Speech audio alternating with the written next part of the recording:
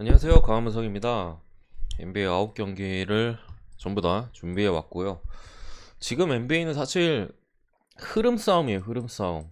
전체적으로 반등한 트레이드가 이제 거의 마감이 됐고, 사실 바이아웃 말고는 없잖아요. 그러다 보니까 모든 팀들이 올 시즌에 대한 노선이 정해졌고, 그에 따라서 마지막 트레이드 이후에 이제 잘 나가는 팀들도 있고 살짝 삐걱거리는 팀들도 있고, 근데 거기서 계속 이어가느냐 아니면 좀 떨어지느냐 아니면 못했던 팀들이 반등을 하느냐, 그런 지금 흐름 싸움이어서 조금은 솔직히 말씀드리면은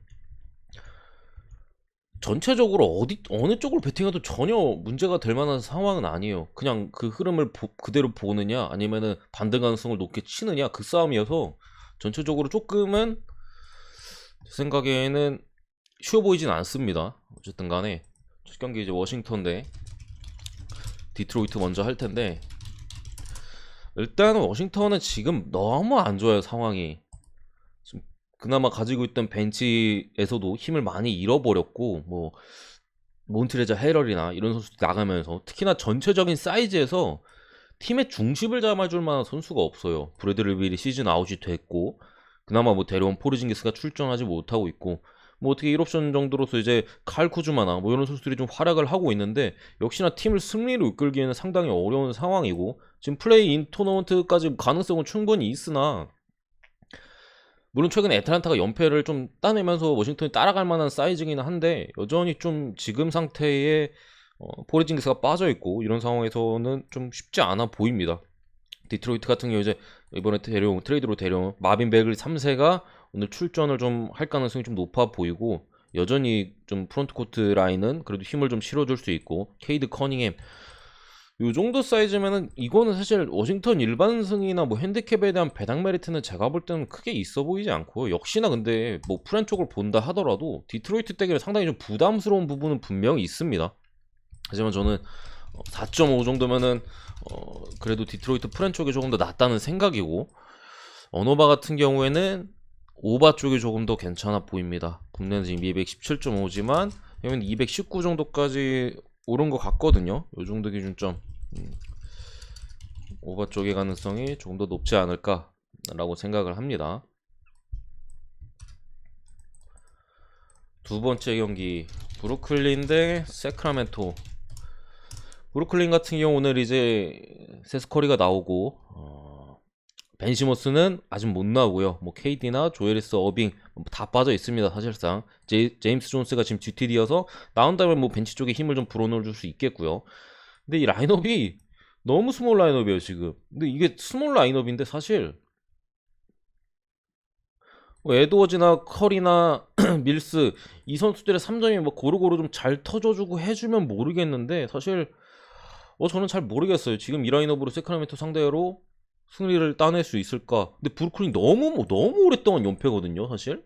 끊을 타이밍은 진작에 지났어요. 근데 지금 라인업 쪽으로 봤을 때는 이거 다시 한번 사보니스가 날뛸 만한 좀 사이즈가 아닌가 싶고, 지금 너무 스몰인데 그 스몰 라인업을 확 살릴 만한 사이즈라고 보이지도 않아요. 세스커리도 사실 지난 필라델피아 마지막 막바지에 야투율이 상당히 안 좋았었고, 패트 밀스도 어빙이 최근에 그래도 잘 해주는 가운데 좀 부족한 모습, 그래서 브루클린이 못 이겼거든요 최근에. 어빙이 어느 정도 해주는 가운데 밀스가 부진하다 보니까. 근데 이 선수들로만 이렇게 구성이 된 라인업에서 사크라멘토가 최근 기세가 상당히 좋고, 이제 지금 뭐 좀 애매한 포지션에 있었던 해리슨 반즈가 확 살아나는 느낌이고, 디에런 팍스가 물론 효율 자체가 그렇게 이번 시즌 좀 부진하잖아요. 그런 흐름이긴 하지만 전체적으로 그래도 이제 조금 올라오는 포지션이고, 뭐 저스틴 할러데이나 사보니스는 뭐 말할 것도 없고, 전체적으로 지금 트레이드가 잘 이루어져가지고 상승세를 달리고 있는 세크라멘토 팀이 완전히 이제 아예 좀 다른 팀으로 됐어요. 그동안은 뭐 할리버튼과 리션 홈즈의 막 피켄롤 막 이런 느낌이었다면, 지금 사보니스의 좀 BQ를 많이 활용해가지고 스크린 플레이도 상당히 좋고 여러 가지로 지금 다른 면모를 보여주고 있는 상황에서, 오늘 뭐 제레미 램이 지금 벤치 쪽에 GTD가 떠 있어서 못 나오게 된다면은 조금 아쉬울 수는 있겠으나, 뭐 출전 가능성 일단 봐야 되는 상황이고, 저는 요거는 브루클린이 다시 한번 진다고 봅니다. 세크라멘토가 지금 원래는 이게 4.5였는데 기준점이 지금 브루클린 쪽으로 조금 빠져가지고 한 2 정도가 됐어요. 그래서 한 2.5 정도가 잡히지 않을까 싶은데 이 정도 세크라멘토가 저는 다시 한번 좀 잡을 만한 분위기가 아닌가 이렇게 봅니다. 세크라멘토는 전체적으로 지금 트레이드 이후에 치른 2경기에 있어서 저는 긍정적인 모습이 훨씬 더 많았다고 생각을 합니다. 이게 단순히 브루클린 연패가 길어져서 끊을 만한 사이즈인가 싶은 느낌이 들어가지고 다시 한번 세크가 좀 연승을 좀 흐름을 잡지 않을까 라고 생각을 해서 세크라멘토 마이너스는 저는 괜찮아 보여요. 일단은 괜찮아 보이고 언어바 같은 경우에는 222.5에서 해외 같은 경우 228.5까지 지금 올랐거든요. 이 기준점에서는 저는 역시나 오바 쪽을 봅니다. 세 번째로 이제 뉴욕 닉스 대 오클라호마. 일단은 기준점이 지금 7.5에서 해외는 두 자리예요. 10.5가 아마 국내로 좀 배변이 되지 않을까 싶은데 사실 뉴욕이 이길 타이밍입니다. 이거는 잡아야 돼요. 뉴욕이 뭐 랜들이 뭐 어쩌고 저쩌고 해도 지금 OKC 지금 루돌트 빠지고 스가 빠지고 이제 뭐 로빈슨이나 무스칼라 벤치 쪽이나 이렇게 포드 쪽 프론트 코트진까지 빠진 상황에서 지금 요 정도 사이즈는 솔직히 뉴욕이 무조건 잡아야 돼요. 이거는 절대 지면 안 되는 경기거든요. 뉴욕이 여기서 한번 숨 고르게 하고 이제 나가야 되는 상황인데 어쨌든 RJ 바렛이 조금 빠져 있다는 부분은 분명한 좀 변수가 될 수 있겠고 미첼 로빈슨이나 캠 레디시, 너런스 노엘 이런 좋은 프론트 코트진이 지금 다 GTD에 떠 있는 부분이 좀 불안한 부분이에요. 그러나 그나마 좀 다행인 점은 최근에 이제 핸들러로서의 조금 아쉬운 부분이 닉스 쪽에 있었다면은 그 부분을 좀 메워줄 만한 선수들은 출전이 가능하다.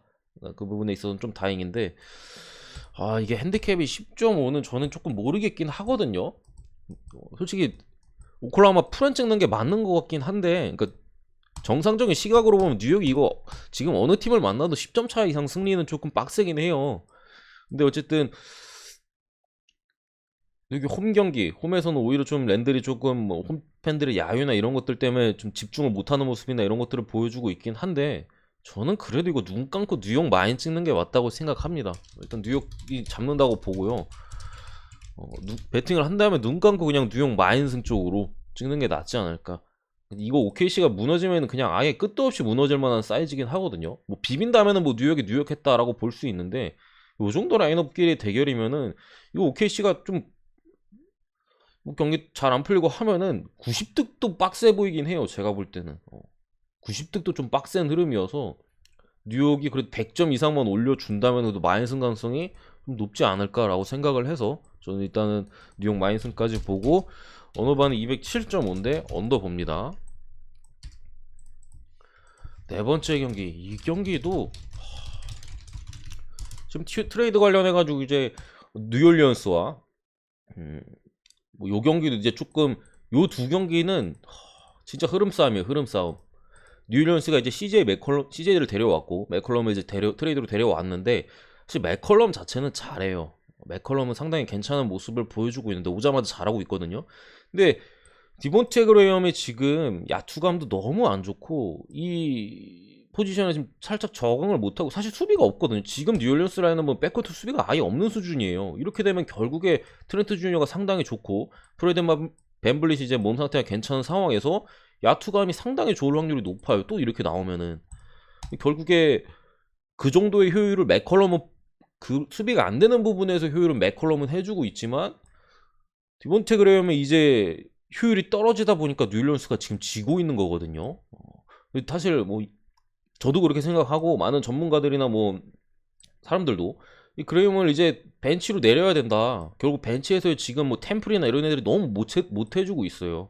이렇게 알렉산더 워커가 나간 시점에서 벤치에서 득점원이 사실 마땅치가 않은 상황에서 디본테 그레이엄을 좀 내려주는 게 어떨까 싶은데 그런 뭐 상황에서는 어쨌든 불투명하잖아요. 이 경기에서 뉴올리언스가 어떤 식으로 경기할지가 불투명하기 때문에 이 경기는 결국 흐름을 좀 잡는 싸움이지 않을까 싶은데 저는 그나마 좀 안전한 선택지는 그냥 뭐 별다른 거 생각 없이 그냥 찍어볼 만한 선택지는 일단은 오바 쪽에 먼저 보이긴 합니다. 221.5 그렇게 높지 않은 선택지인데 지금 뉴올리언스 같은 경우가 지금 방금 말씀드린 백코트에서 수비가 안 되는 흐름이고 그렇기 때문에 벤블릿이나 게리 트렌트 주니어의 야투적인 부분에서 좀 기대할 수 있는 부분이 있고, 역시나 발란슈나스를 쓰기 때문에 이 파스칼 시아캄 뭐 이렇게 벤블릿이나 해가지고 피켄롤 플레이 투맨 게임 해가지고 또 많은 토론토가 공격 효율이 괜찮을 확률이 좀 높아요. 뉴올리언스도 역시나 이제 발란슈나스 뭐 BI나 아니면 뭐 CJ 뭐 이렇게 해가지고 지금 공격 자체는 어느 정도 디본테 그러면 지금 문제거든요. 가장 큰 문제고, 얘만 좀 해결되면 뉴올리언스가 흐름을 좀 잡을 것 같긴 한데, 나머지 선수들은 괜찮은 흐름 여러 가지를 좀 볼 때는 그나마 좀 오바 쪽이 아닌가. 결국에 이게 언더가 난다면 뉴올리언스가 다시 한번 부진하는 흐름으로 갈 가능성이 제가 볼 땐 높거든요. 근데 지금 흐름에서는 조금 그래도 낮아지는 흐름이 될 가능성이 높기 때문에 오바 쪽이 조금 더 낫지 않을까 싶고, 승패 같은 경우에는 저는 토론토가 잡는다고 봅니다. 어쨌든 토론토는 계속해서 좀 보여주고 있는 사이즈고, 뉴올리언스 같은 경우는 분명히 기대감이나 좀 변화에 있어서 긍정적으로 바뀔 부분은 분명히 있어요. 뭐 디본테 그러면 아직까지도 선발을 쓰고 있었고, 벤치로 내린다면 또 긍정적인 효과가 나올 수도 있고 한 부분은 있는데, 오늘 경기까지는 그래도 확실하게 승리를 따낸다고 보기에는 제가 볼 땐 조금 빡세 보여요. 그래서 저는 토론토 쪽으로 봅니다. 이 정도 사이즈로 보고 넘어가겠습니다. 어쨌든 저거 사실 뉴올리언스 프렌 쪽이나 이렇게 봐도 전혀 이상한 경기는 아닙니다. 흐름 싸움이어서. 이 경기도 마찬가지예요. 결국에는 흐름을 잡는 싸움인데 지금 그 부분에 있어서 상당히 어렵긴 하거든요. 샌안토니오 같은 경우 지금 상당히 어려운 일정을 지금 원정 이제 8연전이잖아요. 로데오 트립이라고 이제 샌안토니오가 이제 홈 구장에서 행사가 있다 보니까 보통 2월 뭐 요 정도 사이즈에서 원정 8연전을 무려 하는데 지금 2연승을 따내고 있어요. 그 안에는 이제 흐름이 좋지 않았던 방금 봤었던 이제 뉴올리언스와 또 한 팀이 어디였지? 잠시만요. 이제 애틀란타도 최근에 이 트레이 형의 효율이 좀 떨어지다 보니까 연패를 좀 거두고 있는 그런 상황에서 지금 2연승을 따내고 있긴 한데, 지금 상대는 시카고예요.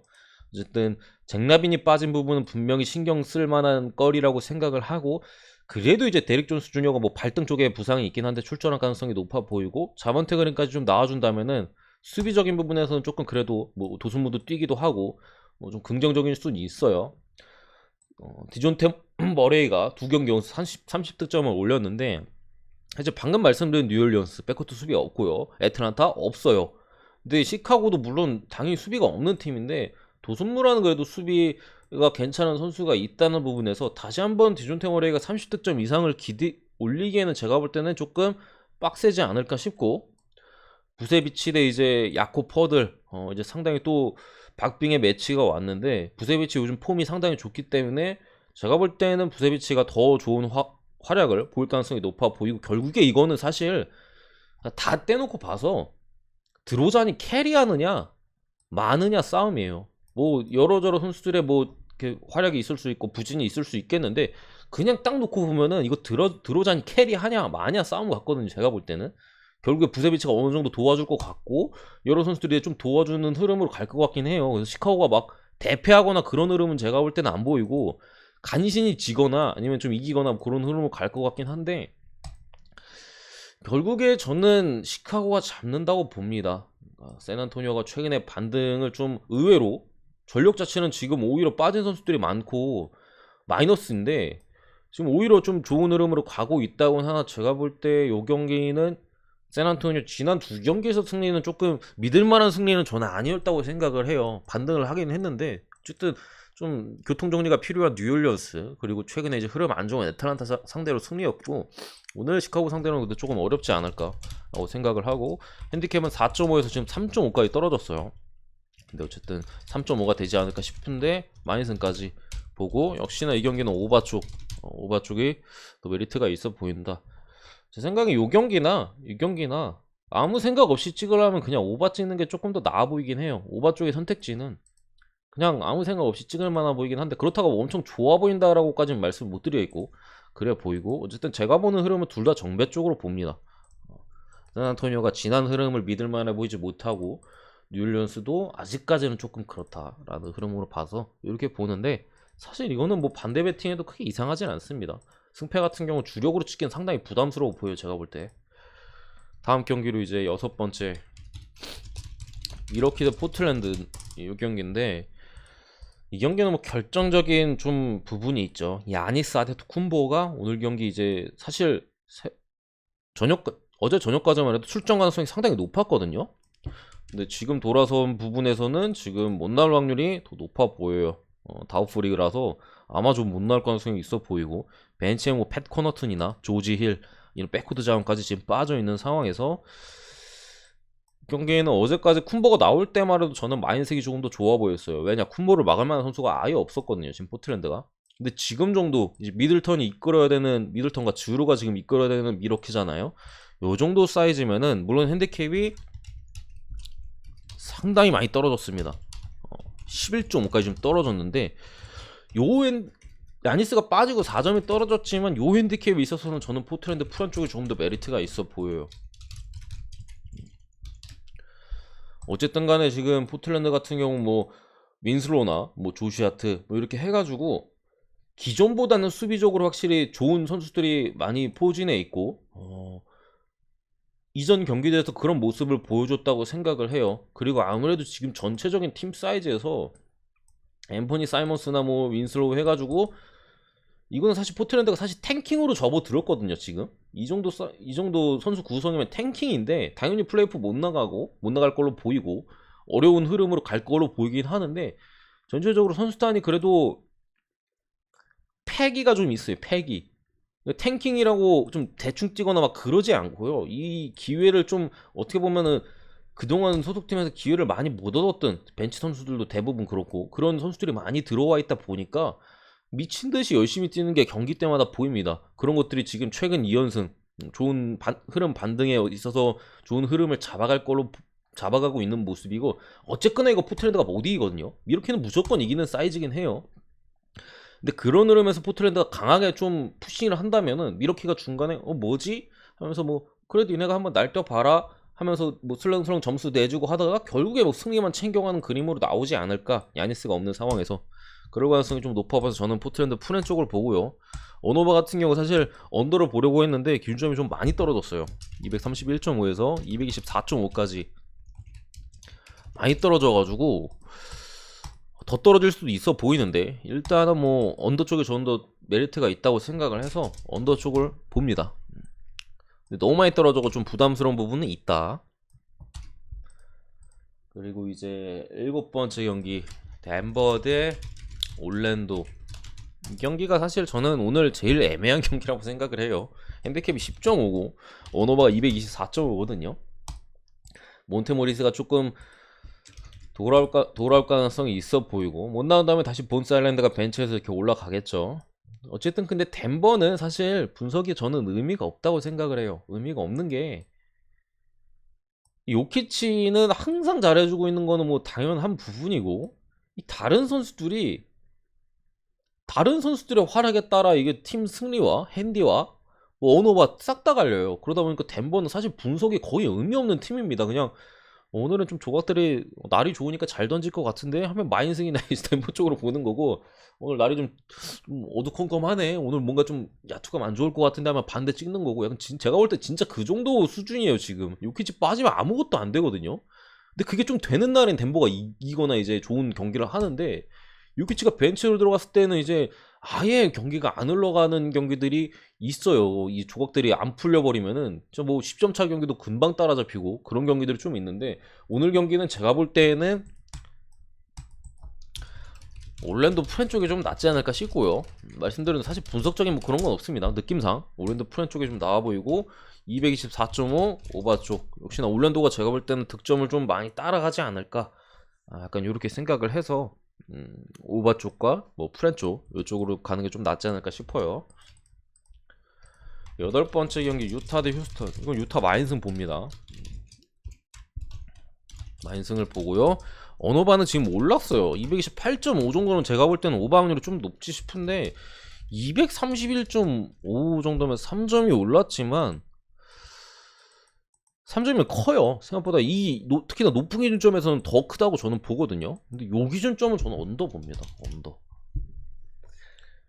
결국에 뭐 에릭 고든이 나올 가능성은 조금 있긴 하지만 지금 휴스턴은 어쨌든 간에 완전한 그냥 뭐 패작 팀이고, 지금 유타 같은 경우 벤치에 뭐 포레스트나 이런 애들이 지금 잘 기용되지 않았던 자원들이 지금 힘을 많이 써주고 있어요. 확실히 기회를 잡았을 때 놓치지 않으려고 노력하는 모습들이 좀 있고, 물론 최근에 이제 보얀이나 도노반 미첼의 야투율이 중간중간에 좋지 않을 때가 있지만 상대가 휴스턴이고 그런 부분에 있어서 조금 나아지는 부분이 있을 것이다 라고 보고요. 휴스턴 같은 경우는 오늘 좀 상당히 부진하지 않을까, 제가 볼 때는 이렇게 봅니다. 전체적으로 뭐 딱히 뭐 큰 의미가 없어요. 휴스턴이 완전한 지금 탱킹 모드로 지금 자리 잡고 있고, 벤치에 뭐 데니스 슈러더 이런 애들이 첫 출전을 앞두고 있는데 제가 볼 때 푸짐하게 지를 가능성이 좀 높다 이렇게 생각을 합니다. 어쨌든 슈레더가 또 벤치에서 들어오는 부분에 있어서도 언더 쪽을 보는 부분이 있고요. 왜냐면 또 효율이 많이 떨어질 가능성이 높고, 좀 휴스턴이 막 달리는데 그 부분에 있어서 어떨지 모르겠어요. 사실 좀 삐걱삐걱거릴 가능성이 좀 높다라고 생각해서 이렇게 봤습니다. 9번째 경기 클리퍼스 대 골든 스테이트. 이거는 클리퍼스 프랜승을 보고요. 뭐 일반승 정도야 뭐 골스가 어느 정도 가능성이 있긴 한데, 일단은 역시나 효율이 지금 골스가 전체적으로 좀 떨어져 있는 부분이 지금 조금 아쉬운 부분이 있고요. 노만 파울이 물론 이제 다리가 부러져가지고 골절일 거예요. 아마 골절로 이제 오자마자 아쉽게 시즌을 거의 마감한 것 같아요. 좀 당분간 못 나올 것 같은데, 그런 상황이지만 이제 클리퍼스가 홈 경기라는 점과 좀 최근에 좀 아쉬운 모습이 있었지만 트레이드 이후에 램멜 선수들의 포틀랜드와 트레이드 이후에 오히려 아쉬웠었는데 중간에 이제 댈러스를 잡고서 다시 반등을 했어요. 여기 이제 골스 같은 경우 이제 탐슨의 출전 제한 시간이 있는 상황에서 지난 경기 뭐 마지막에 탐슨이 거의 캐리를 했죠. 3점 빵빵 꼽으면서. 근데 여전히 이제 조금은 전체적으로 저는 아쉽다고 생각을 해요.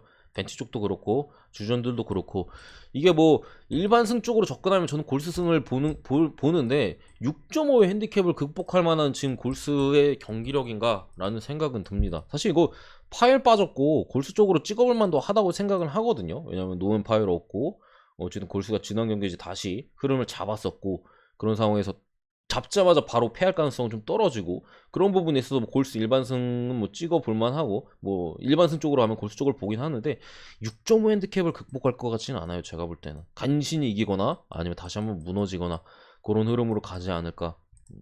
레지 잭슨이 다시 한번 좀 잘할 확률이 높아 보이고, 이 프론트코트진에서도 지금 클리퍼스 나쁘지 않다, 비벼볼만 하다라는 사이즈로 보여서 저는 클리퍼스 프렌 쪽으로 보고요.